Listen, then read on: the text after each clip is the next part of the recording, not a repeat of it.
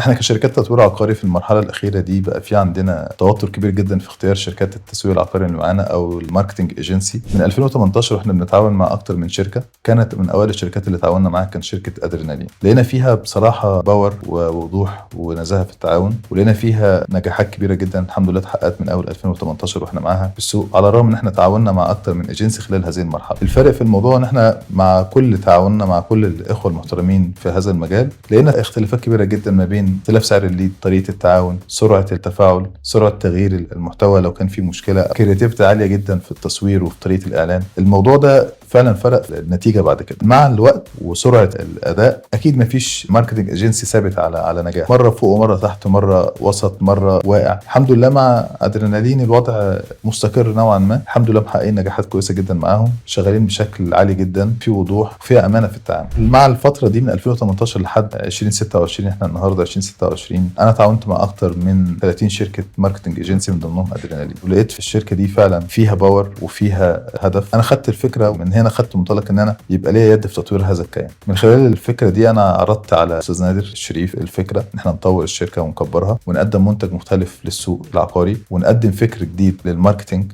او التسويق العقاري بوجه عام بكل مجالاته وبكل ادواته، ونشتغل على الماركت بشكل مختلف، ونقدم للسوق حاجه ما اتشافتش قبل كده. وحقيقي ان شاء الله الفتره اللي جايه دي هيبقى فيها مفاجاه لكل اخواتنا اللي شغالين معانا في المجال العقاري، وباذن الله هنقدم محتوى وفكر وطريقه شغل جديده هنفاجئ بها الناس كلها، وهتبقى فيها هديه لكل اللي هيتعاون معنا باذن الله في المرحله اللي جايه. شكرا واشوفكم على خير.